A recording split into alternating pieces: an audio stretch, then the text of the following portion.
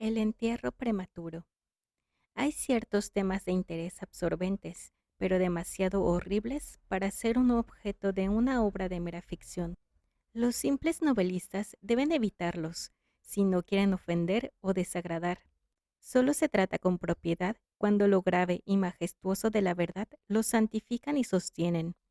Nos estremecemos, por ejemplo, con el más intenso dolor agradable ante los relatos del paso de Beresina, del terremoto de Lisboa, de la peste de Londres y de la matanza de San Bartolomé, o de la muerte por asfixia de los 123 prisioneros en el agujero negro de Calcuta. Pero en estos relatos, lo excitante es el hecho, la realidad, la historia. Como ficciones nos parecerían sencillamente abominables.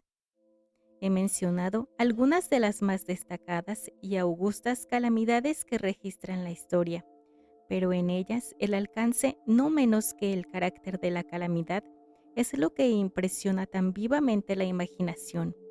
No necesito recordar al lector que, del largo y horrible catálogo de miserias humanas, podría haber escogido muchos ejemplos individuales más llenos de sufrimiento esencial que cualquiera de esos inmensos desastres generales.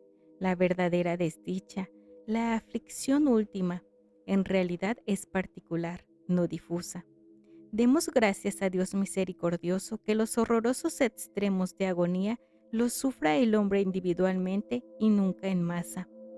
Ser enterrado vivo es, sin ningún género de duda, el más terrorífico extremo que jamás haya caído en suerte a un simple mortal, que le ha caído en suerte con frecuencia, con mucha frecuencia.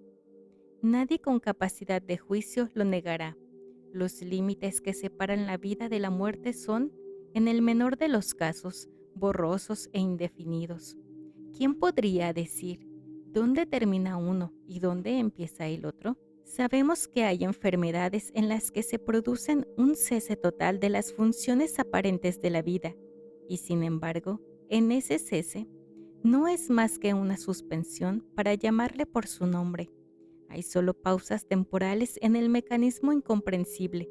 Transcurrido cierto periodo, algún misterioso principio oculto pone de nuevo en movimiento los mágicos piñones y las ruedas fantásticas. La cuerda de plata no quedó suelta para siempre, ni irreparablemente roto el vaso de oro. Pero entre tanto, ¿dónde estaba el alma? Sin embargo, aparte de la inevitable conclusión, a priori, de que tales causas deben producir tales efectos, de que los bien conocidos casos de vida en suspenso una y otra vez provocan inevitablemente entierros prematuros. Aparte de esta consideración, tenemos el testimonio directo de la experiencia médica y del vulgo que prueba que la realidad tiene en lugar un gran número de estos entierros. Yo podría referir ahora mismo, si fuera necesario, 100 ejemplos bien probados. Una de las características muy asombrosas y cuyas circunstancias igual quedan aún vivas en la memoria de algunos de mis lectores. Ocurrió, no hace mucho, en la vecina ciudad de Baltimore, donde provocó una conmoción penosa, intensa y muy extendida.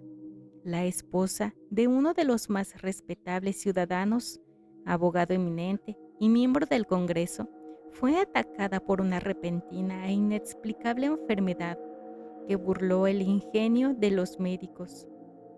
Después de padecer mucho, murió, y se supone que murió. Nadie sospechó, y en realidad no había motivos para hacerlo, de que no estaba verdaderamente muerta. Presentaba todas las apariencias comunes de la muerte.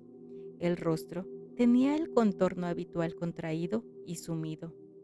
Los labios mostraban la habitual palidez murmúrea. Los ojos no tenían brillo, faltaba el calor. Cesaron las pulsaciones. Durante 3 días el cuerpo estuvo sin enterrar y en ese tiempo adquirió una rigidez pétrea. Resumiendo, se adelantó el funeral por el rápido avance de lo que se supuso era análisis. La dama fue depositada en la cripta familiar que permaneció cerrada durante los 3 años siguientes. Al expresar ese plazo, se abrió para recibir un sarcófago, pero ¡Ay, qué terrible choque! Esperaba al marido cuando abrió personalmente la puerta. Al empujar los portones, un objeto vestido de blanco cayó rechinando en sus brazos.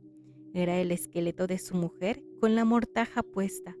Una cuidadosa investigación mostró la evidencia de que había revivido a los 2 días de ser sepultada, que sus luchas dentro del ataque habían provocado la caída de éste desde una repisa o nicho al suelo, y al romperse el féretro pudo salir de él. Apareció vacía una lámpara que accidentalmente se había dejado llena de aceite. Dentro de la tumba puede, sin embargo, haberse consumido por evaporación. En los peldaños superiores de la escalera que descendía a la espantosa cripta había un trozo del ataúd, con la cual, al parecer, la mujer había intentado llamar la atención golpeando la puerta de hierro. Mientras hacía eso, probablemente se desmayó o quizás murió de puro terror. Y al caer, la mortaja se enredó en alguna pieza de hierro que sobresalía hacia adentro. Allí quedó y así se pudrió, erguida. En el año 1810 tuvo lugar en Francia un caso de inhumación prematura, en circunstancias que contribuyeron mucho a justificar la afirmación de que la verdad es más extraña que la ficción. La heroína de la historia era Mademoiselle, señorita Victorine Lafourcade, una joven de ilustre familia, rica y muy guapa. Entre sus numerosos pretendientes se contaba con Juliette Bossuet, un pobre literato o periodista de París. Su talento y su amabilidad habían despertado la atención de la heredera, que al parecer se había enamorado realmente de él, pero el orgullo de casta la llevó por fin a rechazarlo y a casarse con un tal Monsieur Renel, banquero y diplomático de cierto renombre. Después del matrimonio, sin embargo, este caballero descubrió a su mujer y quizás llegó a pegarle. Después de pasar unos años desdichados, ella murió. Al menos su estado se parecía tanto al de la muerte que engañó a todos quienes la vieron. Fue enterrada, no en una cripta, sino en una tumba común en su aldea natal. Desesperado y aún inflamado por el recuerdo de su cariño profundo, el enamorado viajó de la capital a la lejana provincia donde se encontraba la aldea, con el romántico propósito de desenterrar el cadáver y apoderarse de sus preciosos cabellos. Llegó a la tumba. A medianoche desenterró el ataque, lo abrió, y cuando iba a cortar los cabellos, se detuvo ante los ojos de la amada, quien se abrió. La dama había sido enterrada viva. Las pulsaciones vitales no habían desaparecido del todo, y las caricias de su amado la despertaron de aquel letargo que equivocadamente había sido confundido con la muerte. Desesperado, el joven la llevó a su alojamiento en la aldea.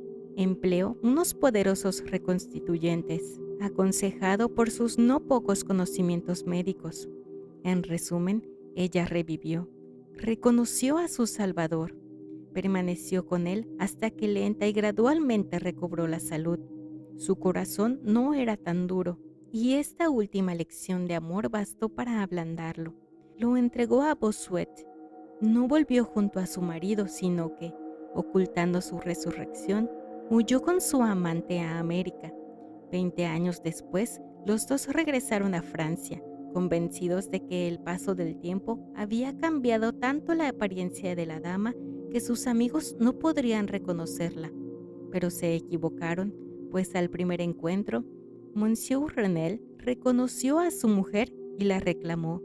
Ella rechazó la reclamación y el tribunal la ayudó, resolviendo que las extrañas circunstancias y el largo periodo transcurrido habían abolido, no solo desde un punto de vista equitativo, sino legalmente la autoridad del marido.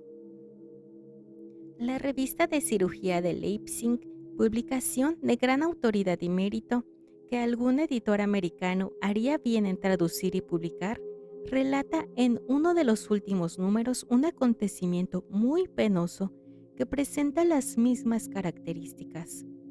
Un oficial de artillería, hombre de gigantesca estatura y salud excelente, fue derribado por un caballo indomable y sufrió una contusión muy grave en la cabeza que le dejó inconsciente. Tenía una ligera fractura de cráneo, pero no se percibió un peligro inmediato. La trepanación se hizo con éxito. Se le aplicó una sangría y se adoptaron otros muchos remedios comunes, pero cayó lentamente en un sopor cada vez más grave y por fin se le dio por muerto. Hacía calor y lo enterraron con prisa indecorosa en uno de los cementerios públicos.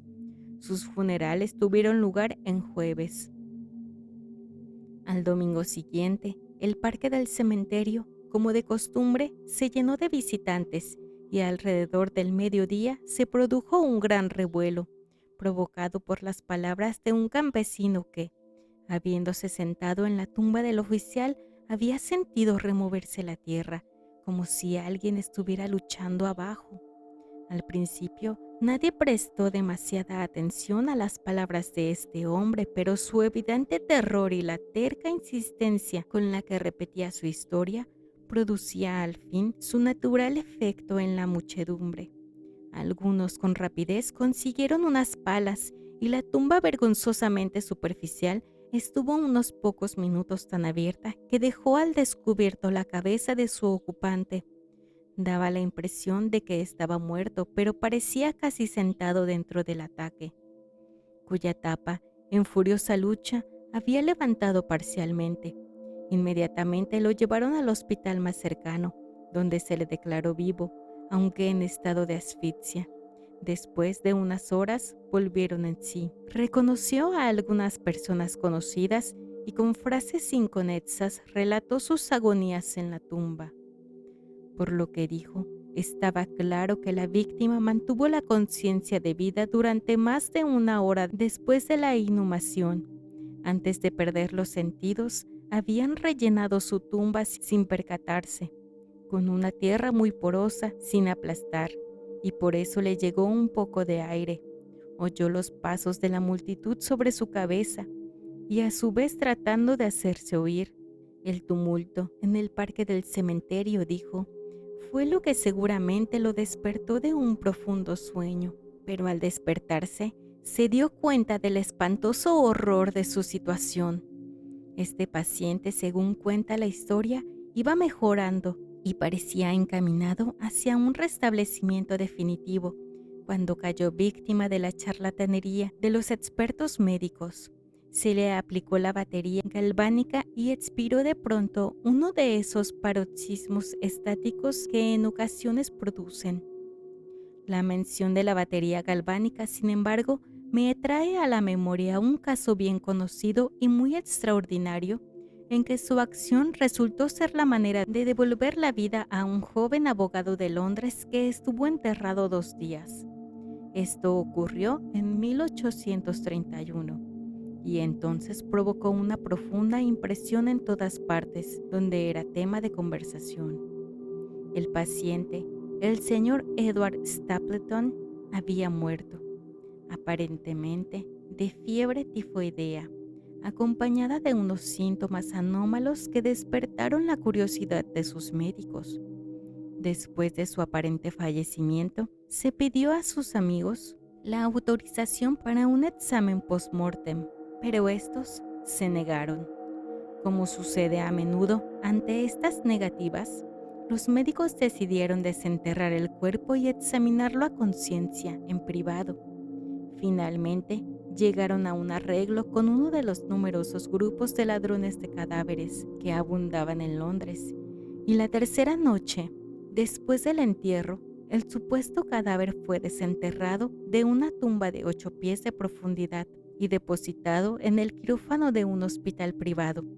Al practicarle una incisión de cierta longitud en el abdomen, el aspecto fresco e incorrupto del sujeto sugirió la idea de aplicar una batería. Hicieron sucesivos experimentos con los efectos acostumbrados, sin nada de particular en ningún sentido, salvo en 1 o 2 ocasiones, una apariencia de vida mayor de la normal en cierta acción convulsiva. Era ya tarde, iba a amanecer y se creyó oportuno, al fin proceder inmediatamente a la disección, pero uno de los estudiosos tenía un deseo especial de experimentar una teoría propia e insistió en aplicar la batería a uno de los músculos pectorales. Tras realizar una tosca incisión, se acelera rápidamente un contacto. Entonces, el paciente, con un movimiento rápido pero nada convulsivo, se levantó de la mesa, caminó hacia el centro de la habitación, miró intranquilo a su alrededor unos instantes y entonces habló. Lo que dijo fue inteligible, pero pronunció algunas palabras y silabeaba claramente. Después de hablar, cayó pesadamente al suelo. Durante unos momentos todos se quedaron paralizados de espanto, pero la urgencia del caso pronto les devolvió la presencia de ánimo. Se vio que el señor Stapleton estaba vivo, aunque sin sentido. Después de administrarle éter, volvió en sí y rápidamente recobró la salud, retomando a la sociedad de sus amigos, a quienes, sin embargo, se les ocultó toda noticia sobre la resurrección hasta que ya no se temía una caída. Es de imaginar la maravilla de aquellos y su extasiado asombro. El dato más espeluznante de este incidente, sin embargo, se encuentra en lo que afirmó el mismo señor Stapleton. Declaró que en ningún momento perdió todo el sentido, que de un modo borroso y confuso percibía todo lo que le estaba ocurriendo, desde el instante en que fuera declarado muerto por los médicos hasta cuando cayó desmayado en el piso del hospital. Estoy vivo, fueron las incomprendidas palabras que, al reconocer la sala de disección, había intentado pronunciar en aquel grave instante de peligro. Sería fácil multiplicar historias como estas, pero me abstengo, porque en realidad no nos hacen falta para establecer el hecho de que sucedan entierros prematuros. Cuando reflexionamos en las raras veces en que, por la naturaleza del caso, tenemos la posibilidad de descubrirlos, debemos admitir que tal vez ocurran más frecuentemente de lo que pensamos.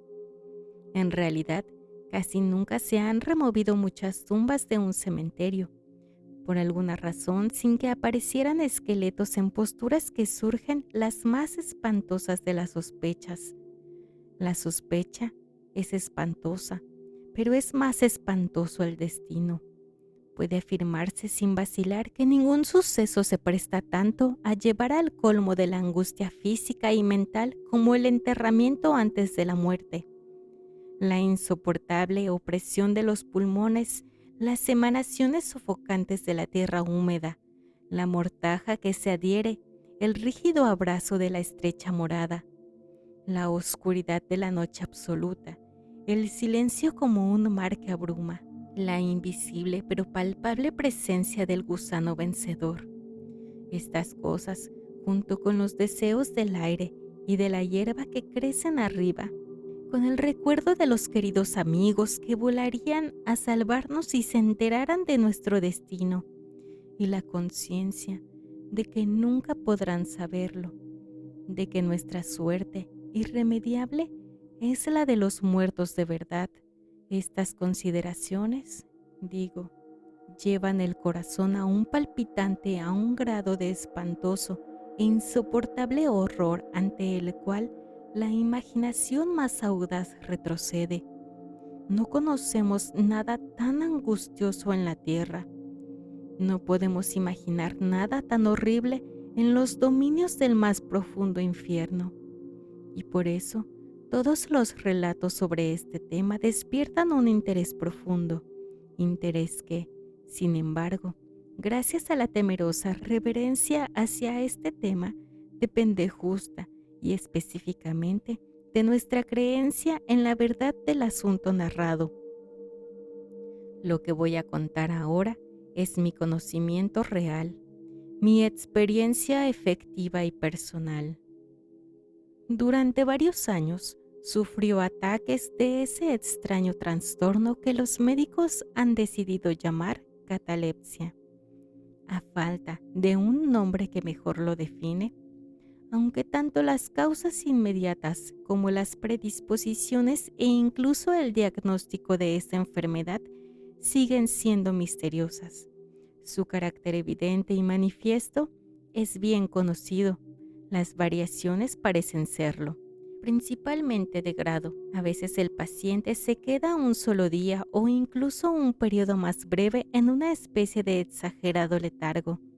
Está inconsciente y externamente inmóvil, pero las pulsaciones del corazón aún se perciben débilmente.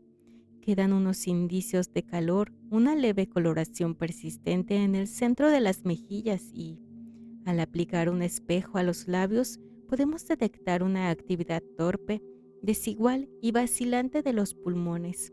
Otras veces, el trance dura semanas e incluso meses, mientras el examen más minucioso y las pruebas médicas más rigurosas no logran establecer ninguna diferencia material entre el estado de la víctima y lo que concebimos como muerte absoluta.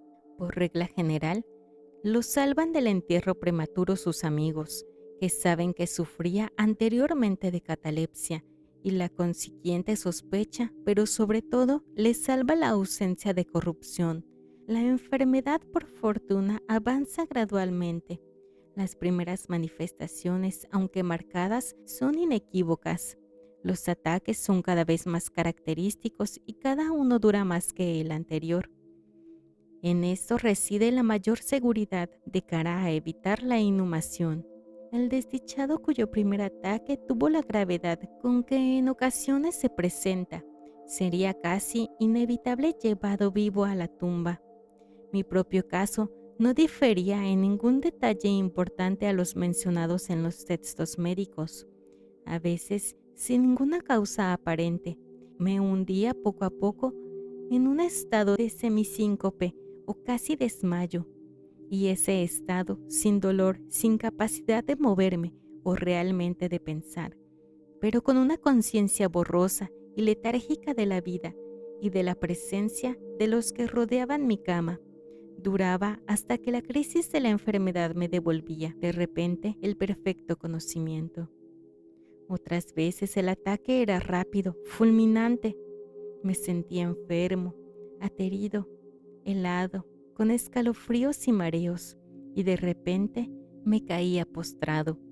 Entonces, durante semanas, todo estaba vacío, negro, silencioso, y la nada se convertía en el universo. La aniquilación total no podía ser mayor. Despertaba, sin embargo, de estos últimos ataques lenta y gradualmente, en contra de lo arrepentido del acceso, así como amanece el día para el mendigo que vaga por las calles en la larga y desolada noche de invierno, sin amigos ni casa, así lenta, cansada, alegre regreso a mi luz del alma. Pero, aparte de esta tendencia al síncope, mi salud general parecía buena y no hubiera podido percibir que sufría esta enfermedad a no ser que una peculiaridad de mi sueño pudiera considerarse provocada por ella.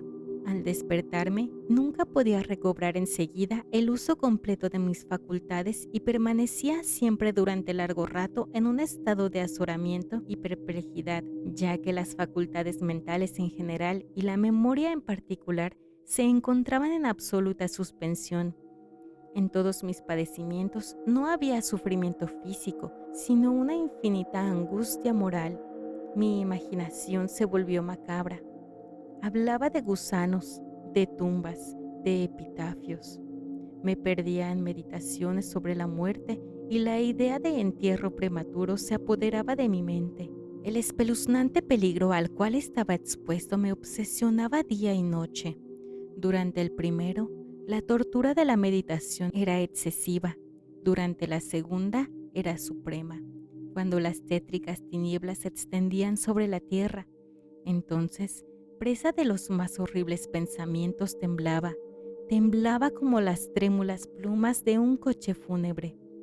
Cuando mi naturaleza ya no aguantaba la vigilia, me sumía en una lucha que al final me llevaba al sueño, pues me estremecía pensando que, al despertar, podía encontrarme metido en una tumba, y cuando por fin me hundía en el sueño, lo hacía solo para caer de inmediato en un mundo de fantasmas, sobre el cual flotaba con inmensas y tenebrosas alas negras, la única predominante y sepulcral idea de las innumerables imágenes melancólicas que me oprimían en sueños. Elijo para mi relato una visión solitaria. Soñé que había caído en un trance cataléptico de más duración y profundidad de lo normal. De repente, una mano helada se posó en mi frente y una voz impaciente, farfullante, susurró en mi oído: «Levántate». La oscuridad era total. No podía ver la figura del que me había despertado. No podía recordar ni la hora en que había caído en trance, ni el lugar en el que me encontraba. Mientras seguía inmóvil, intentando ordenar mis pensamientos, la fría mano me agarró con fuerza por la muñeca, sacudiéndola con petulancia, mientras la voz farfullante decía de nuevo: «Levántate, ¿no te he dicho que te levantes?». «¿Y tú?», pregunto, «¿quién eres?». «No tengo nombre en las regiones donde habito», replicó la voz tristemente. «Fui un hombre y soy un espectro. Era despiadado, pero soy digno de lástima. Ya ves que tiembla, me rechinan los dientes cuando hablo, pero no es por el frío de la noche eterna. Pero este horror es insoportable. ¿Cómo puedes dormir tú tranquilo?». No me dejan descansar los gritos de estas largas agonías. Estos espectáculos son más de lo que puedo soportar. «Levántate, ven conmigo a la noche exterior y deja que te muestre las tumbas. ¿No es este un espectáculo de dolor? Mira». Miré la figura invisible que aún seguía apretándome la muñeca. Consiguió abrir las tumbas de toda la humanidad, y de cada una salían las irradiaciones fosfóricas de la revisión, de forma que pude ver sus más escondidos rincones y los cuerpos amortajados en un triste y solemne sueño con el gusano. Pero ay, los que realmente dormían, aunque eran muchos millones, eran menos de los que no dormían en absoluto. Y había una débil lucha, y había frotado un triste general desasosiego, y de las profundidades de los innumerables pozos salía un melancolicor de las vestiduras de los enterrados, y entre aquellos que parecían descansar tranquilos, vi que muchos habían cambiado, en mayor o menor grado, la postura rígida e incómoda en que fueron sepultados, y la voz me habló de nuevo mientras contemplaba. ¿No es esto, acaso un espectáculo lastimoso? Pero antes de encontrar a palabras para contestar, la figura había soltado mi muñeca, las luces fosfóricas se extinguieron y las tumbas se cerraron con repentina violencia. Mientras de ellas salía un tumulto de gritos desesperados repitiendo: «¿No es esto, Dios mío, acaso un espectáculo lastimoso?». Fantasías como estas se presentaban por la noche y extendían su terrorífica influencia incluso en mis horas de vigilia. Mis nervios quedaron destrozados y fui presa de un horror continuo. Ya no me atrevía a montar a caballo, a pasear, ni a practicar ningún ejercicio que me alejara de casa. En realidad, ya no me atrevía a firme de mí lejos de la presencia de los que conocían mi propensión a la catalepsia, por miedo de que, en uno de esos ataques, me enterraran antes de conocer mi estado realmente. Dudaba del cuidado y de la lealtad de mis amigos más queridos. Temía que, en un trance más largo de lo acostumbrado, se convencieran de que ya no había remedio. Incluso llegaba a temer que, como les causaba muchas molestias, quizás se alegraran de considerar que un ataque prolongado era la excusa suficiente para librarse definitivamente de mí. En vano trataban de tranquilizarme con las más solemnes promesas. Les exigía con los juramentos más sagrados que en ninguna circunstancia me enterraran hasta que la revisión fuera tan avanzada que impidiese la conservación. Y aún así, mis terrores mortales no hacían caso de razón alguna. No aceptaban ningún consuelo. Empecé con una serie de precauciones complejas.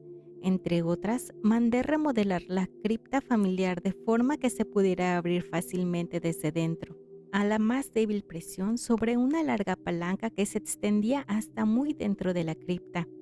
Se abrían rápidamente los portones de hierro. También estaba prevista la entrada libre de aire y de luz, y recipientes adecuados con alimentos y agua al alcance del ataque preparado para recibirme. Este ataúd estaba acolchado con un material suave y cálido, dotado de una tapa elaborada según el principio de la puerta de la cripta, incluyendo restos ideados de forma que el más débil movimiento del cuerpo sería suficiente para que se soltara. Aparte de esto, del techo de la tumba colgada una gran campana, cuya soga pasaría, estaba previsto, por un agujero en el ataúd y estaría atada a una mano del cadáver.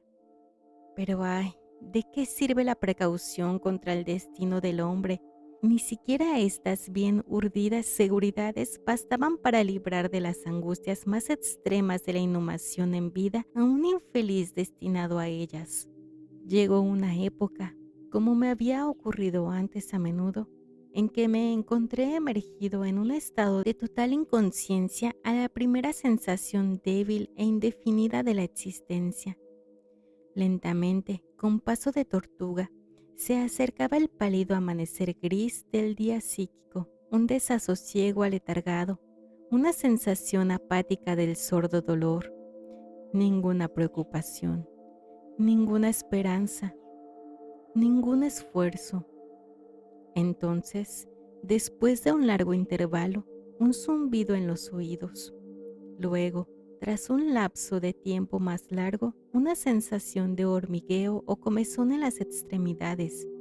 Después, un periodo aparentemente eterno de placentera quietud, durante el cual las sensaciones que se despertaban luchan por transformarse en pensamientos. Más tarde, otra corta zambullida en la nada, luego un súbito restablecimiento. Al fin, el ligero estremecerse de un párpado e inmediatamente después un choque eléctrico de terror mortal e indefinido que envía la sangre a torrentes desde las sienes al corazón. Y entonces el primer esfuerzo por pensar, y entonces el primer intento de recordar, y entonces un éxito parcial y evanescente, y entonces la memoria ha recobrado tanto su dominio que, en cierta medida, tengo conciencia de mi estado. Siento que no me estoy despertando de un sueño corriente. Recuerdo que sufrió de catalepsia. Y entonces por fin, como si fuera la embestida de un océano, el único peligro horrendo, la única idea espectral y siempre presente, abruma mi espíritu estremecido. Unos minutos después de que esta fantasía se apoderase de mí, me quedo inmóvil. ¿Y por qué? No podía reunir valor al moverme, no me atrevía a hacer el esfuerzo que desvelará mi destino. Sin embargo, algo en mi corazón me resultaba que era seguro, la desesperación. Tal como ninguna otra clase de desdicha produce, solo la desesperación me empujó, después de una profunda duda, a abrir mis pesados párpados. Los levanté. Estaba oscuro, todo oscuro. Sabía que el ataque había terminado. Sabía que la situación crítica de mi trastorno había pasado. Sabía que había recuperado el uso de mis facultades visuales y, sin embargo, todo estaba oscuro. Oscuro, con la intensa y absoluta falta de luz de la noche que dura para siempre. Intenté gritar, y mis labios y mi lengua reseca se movieron convulsivamente, pero ninguna voz salió de los cavernosos pulmones que, oprimidos como por el peso de una montaña, jadeaban y palpitaban con el corazón en cada inspiración laboriosa y difícil. El movimiento de las mandíbulas en el esfuerzo por gritar se mostró que estaban atadas, como se hace con los muertos. Sentí también que yacía sobre una materia dura y algo parecido que me apretaba los costados. Hasta entonces no me había atrevido a mover ningún miembro, pero al fin levanté con violencia mis brazos, que estaban estirados con las muñecas cruzadas. Chocaron con una materia sólida que extendía sobre mi cuerpo a no más de 6 pulgadas de mi cara. Ya no dudaba de que reposaba al fin dentro de un ataque. Y entonces, en medio de toda mi infinita desdicha, vino dulcemente la esperanza, como un querubín, pues pensé en mis precauciones, me retorcí e hice esfuerzos espasmódicos para abrir la tapa. No se movía. Me toqué las muñecas buscando la soga. No la encontré. Y entonces mi consuelo huyó para siempre, y una desesperación aún más inflexible reunió triunfante, pues no pude evitar percatarme de la ausencia de las almohadillas que había preparado con tanto cuidado. Y entonces llegó de repente a mis narices el fuerte y peculiar olor de la tierra húmeda. La conclusión era irresistible. No estaba en la cripta. Había caído en trance lejos de casa, entre desconocidos, no podía recordar cuándo ni cómo, y ellos me habían enterrado como a un perro, metido en algún ataúd común, cerrado con clavos y arrojado bajo tierra, bajo tierra, bajo tierra y para siempre, en alguna tumba común y anónima. Cuando este horrible convencimiento se abrió paso con fuerza hasta lo más íntimo de mi alma, luché una vez más por gritar, y este segundo intento tuvo éxito. Un largo, salvaje y continuo grito o alarido de agonía resonó en los recintos de la noche subterránea. Oye, oye, ¿qué es eso?, dijo una voz áspera como respuesta. ¿Qué diablos pasan ahora?, dijo un segundo. Fuera de ahí, dijo un tercero. ¿Por qué aúlla de esa manera como un gato montés?, dijo un cuarto. Y entonces unos individuos de aspecto rudo me sujetaron y me sacudieron sin ninguna consideración. No me despertaron del sueño, pues estaba completamente despierto cuando grité, pero me devolvieron la plena posesión de mi memoria.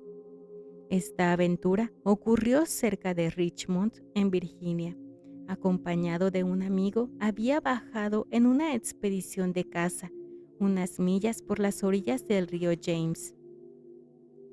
Se acercaba la noche cuando nos sorprendió una tormenta.